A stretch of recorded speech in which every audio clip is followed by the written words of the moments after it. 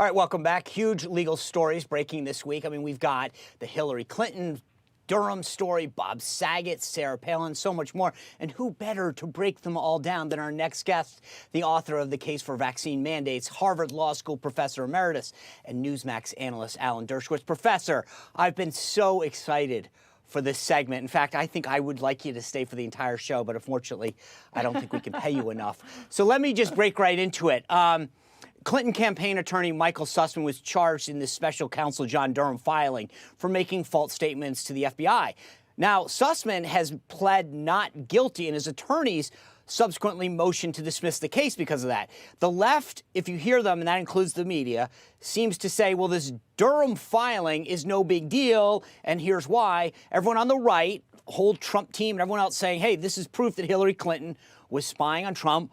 So what's the real deal?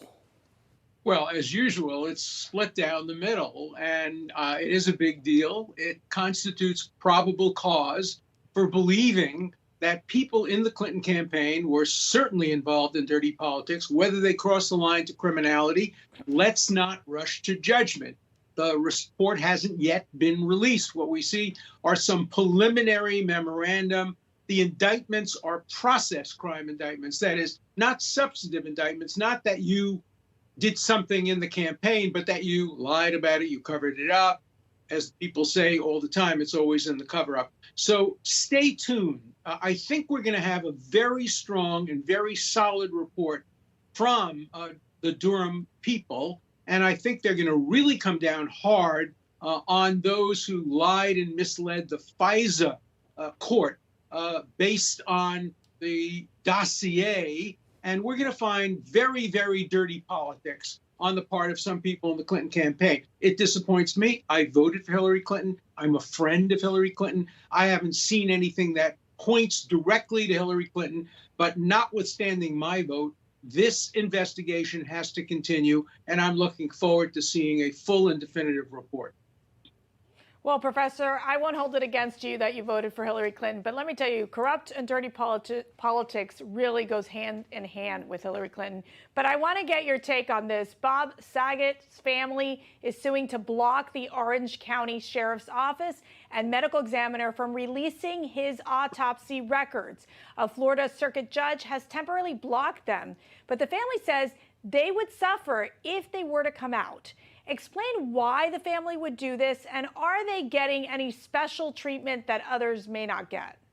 Well, that's the problem. You know, Louis Brandeis, 150 years ago, wrote a classic article on the right to privacy and said that newspapers should not have the right to get into the details of people's private lives. But then when he got on the Supreme Court, he became a strong supporter of freedom of the press and the First Amendment. And here we have a classic clash between the right of privacy. I think they're absolutely right that they would suffer serious harm by having the autopsy pictures being shown on television. On the other hand, you don't want to establish a precedent that autopsy pictures can't be released. What if there was a case of suspicion? Now, they've assured us that the hit on the back of the head came from falling into a bed or something like that, or onto the floor. But maybe somebody will look at the photograph and say, no, I see this differently. Maybe it was a crime. So we can't have a precedent that denies the public the right to see autopsy photographs. On the other hand, we have to recognize the legitimate concerns of the family for not prying too deeply into a personal tragedy. So I think this is going to be an interesting case, and there's no way of knowing how it will come out because we have conflicting rights and both are very strong.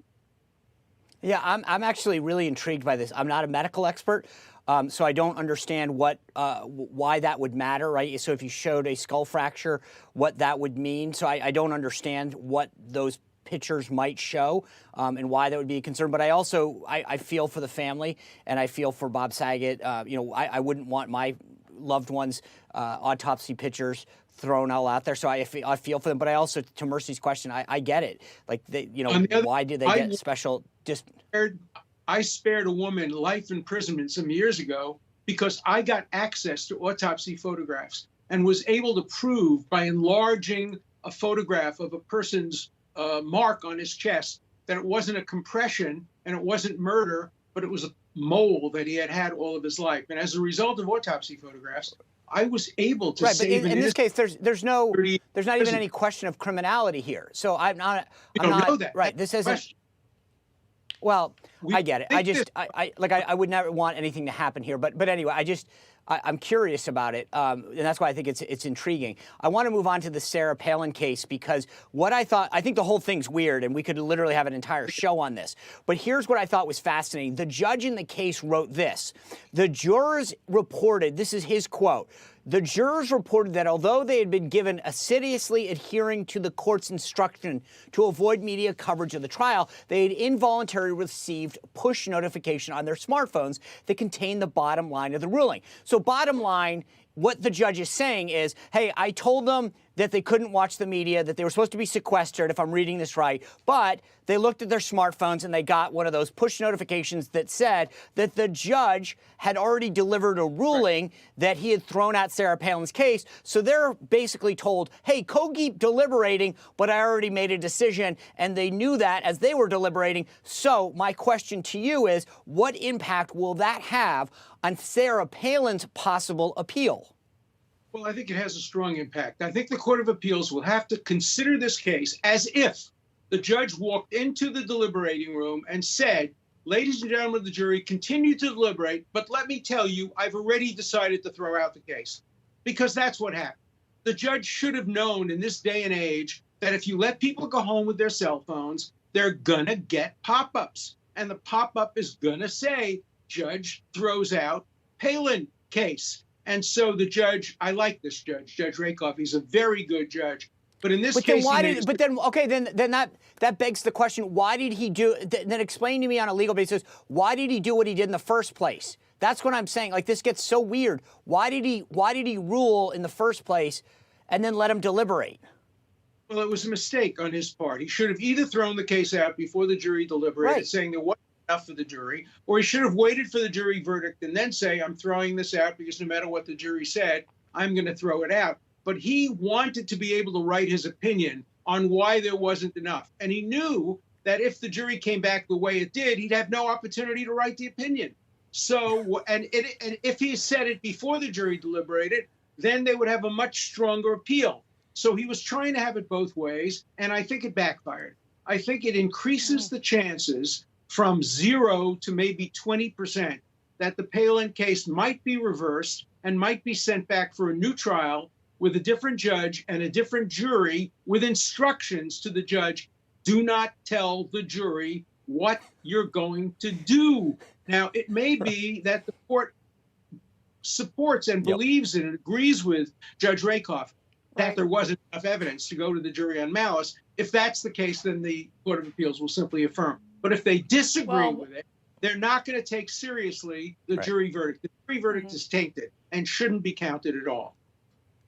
Wow. Well, I got to tell you, it's a fascinating case to watch. Professor Dershowitz, thank you, as always, for your legal insights.